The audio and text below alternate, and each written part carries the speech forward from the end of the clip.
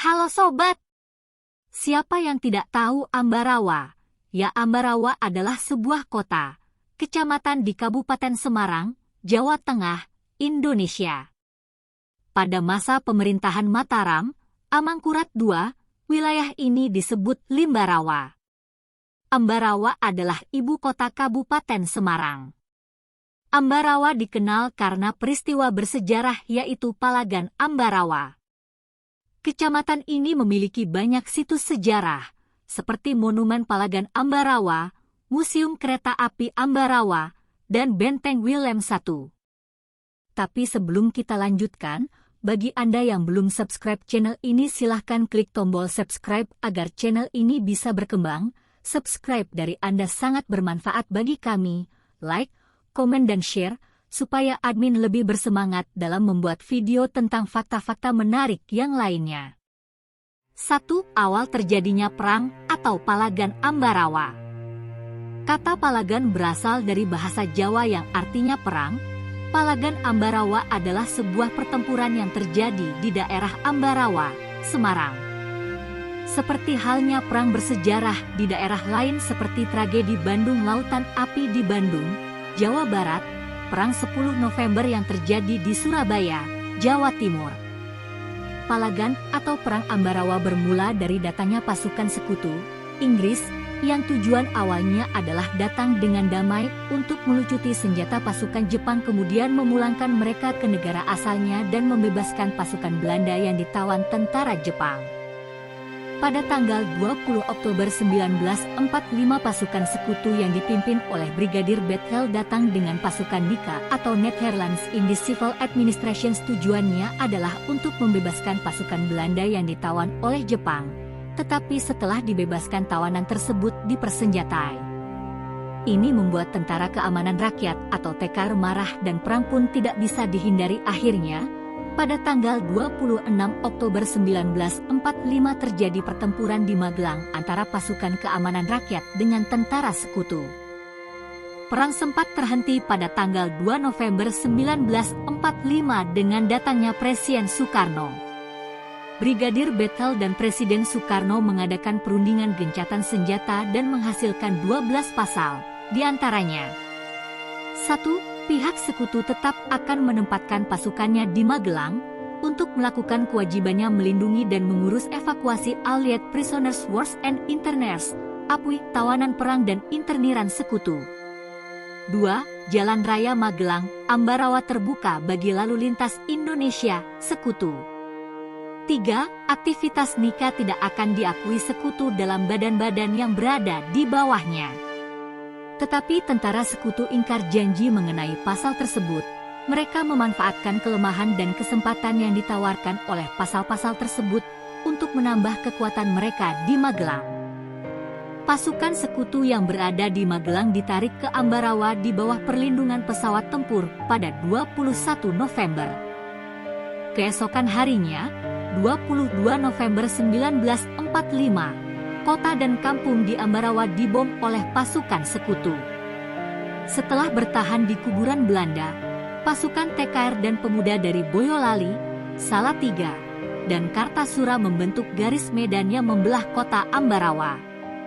Sementara itu, Divisi 5 Purwokerto di bawah pimpinan Imam Adrongi melakukan serangan fajar pada tanggal 21 November 1945 dari arah Magelang.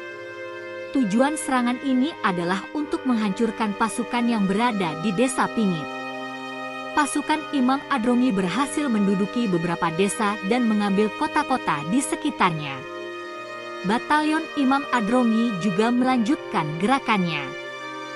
Kemudian datang 3 batalion dari Yogyakarta, yaitu Batalion 10 Divisi 3 yang dipimpin oleh Mayor Soeharto, Batalion 8 yang dipimpin oleh Mayor Sarjono, dan Batalion Sugeng. Meskipun pasukan sekutu terus berusaha memecah kepungan dengan mengancam pasukan Republik Indonesia dari belakang dengan tank-tanknya, tetapi mereka tidak berhasil. Pasukan sekutu mundur ke Bedono untuk menghindari korban. Rezim kedua di bawah pimpinan M. Sarbini, Batalion Polisi Istimewa di bawah pimpinan Oni Sastroatmojo, dan batalion dari Yogyakarta berhasil menghentikan serangan musuh di Desa Jambu. Setelah itu, Kolonel Holland Iskandar memimpin rapat koordinasi komandan di Desa Jambu. Di sana, mereka setuju untuk membangun markas pimpinan pertempuran di Magelang. Sejak saat itu, Ambarawa dibagi menjadi 4 wilayah, wilayah utara, wilayah selatan, wilayah barat, dan wilayah timur. Pasukan bertempur secara berurutan. Pada tanggal 26 November, Letnan Kolonel Isdiman meninggal dalam pertempuran dan Kolonel Sudirman, Panglima Divisi Purwokerto, mengambil alih komando pasukan. Situasi pertempuran berubah dan menguntungkan pasukan TKR. Pada tanggal 5 Desember 1945, pasukan musuh terusir dari Desa Banyu Biru, yang merupakan garis pertahanan terdepan. Kolonel Sudirman mengumpulkan semua sektor pada tanggal 11 Desember 1945 untuk mempelajari keadaan. Setelah mendengarkan apa yang dikatakan para komandan sektor, dia menyimpulkan bahwa musuh telah terjepit. Pasukan TKR bergerak secara bersamaan menuju target masing-masing pada tanggal 12 Desember 1945 pada pukul 4.30 dan mereka menyerang musuh. Pasukan TKR berhasil mengepung musuh di dalam kota dalam 30 menit. Benteng Willem di pusat Ambarawa dianggap sebagai pertahanan terkuat musuh. Pengepungan itu berlangsung selama 4 hari 4 malam di kota Ambarawa dan pasukan musuh semakin terjepit. Kemudian, pada 15 Desember 1945, musuh meninggalkan Ambarawa dan pergi ke Semarang. Pertempuran Ambarawa sangat penting karena lokasinya yang strategis. Jika musuh kembali menguasai Ambarawa, mereka dapat mengancam Surakarta, Magelang, dan Yogyakarta, 3 kota utama di Jawa Tengah. Pasukan TKR menang dalam pertempuran itu, mengangkat Kolonel Sudirman menjadi pimpinan TKR dan menunjukkan bahwa Republik Indonesia masih memiliki pasukan yang kuat, yaitu TKR Tentara Keamanan Rakyat. Sekarang tanggal 15 Desember diperingati sebagai Hari Juang Kartika untuk mengingat pertempuran di Ambarawa. Pada tahun 1973 Monumen Palagan dibangun dan selesai tanggal 15 Desember 1974. 2. Nama-nama tokoh dalam perang atau Palagan Ambarawa. Berikut adalah nama-nama tokoh yang mempunyai andil besar dalam kemenangan Palagan Ambarawa, di antaranya 1. Jenderal Sudirman. Jenderal Sudirman menjadi panglima perang dalam pertempuran Ambarawa. Salah satu taktik yang sulit dilakukan adalah taktik supit urang. Taktik ini efektif dan cerdik. Strategi ini menyerang lawan dari kedua arah, membuat lawan terjepit. TKR menggunakan taktik ini untuk merusak sistem pertahanan dengan memutuskan komunikasi militer asing. 2. Gatot Subroto. Jenderal Gatot Subroto adalah salah satu pejuang militer Indonesia dalam peristiwa Palagan Ambarawa. Namanya tersebar di mana-mana.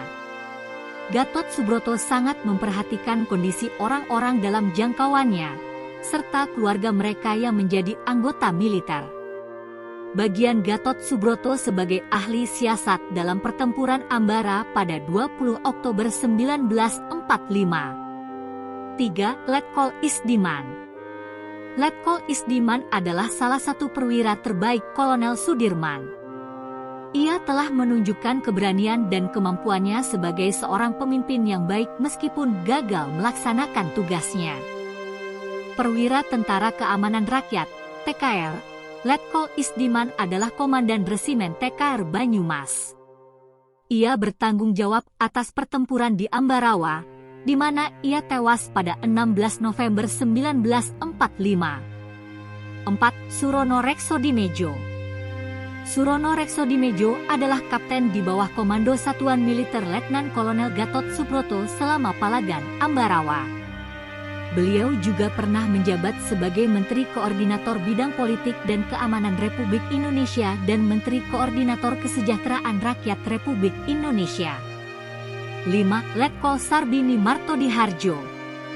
Letkol Sabrini adalah purnawirawan jenderal, saat itu berstatus letnan kolonel. Dia memimpin pasukan Resimen Pusat Kedu dan Tentara Keamanan Rakyat untuk menyerang dan menutupi pengepungan pasukan Sekutu dan Nica di Desa Jambu, Ambarawa, yang dikenal sebagai Insiden Palagan Ambarawa. 6. GPH Jatikusumo. GPH Jatikusumo adalah komandan Divisi 4 yang bertugas melacak dan mengepung pasukan asing. Dia berperan penting dalam pertempuran Ambarawa. Kolonel GPH Jatikusumo menunjukkan kepemimpinan yang luar biasa selama pertempuran sengit di Ambarawa. Ia memastikan bahwa pasukan tidak bergerak. Itulah beberapa fakta tentang sejarah 10 November 1945 di Surabaya, yang mungkin beberapa dari Anda belum mengetahuinya. Terima kasih bagi Anda yang sudah menonton video ini. Semoga informasi dari Share YT ini bisa bermanfaat bagi Anda. Terima kasih.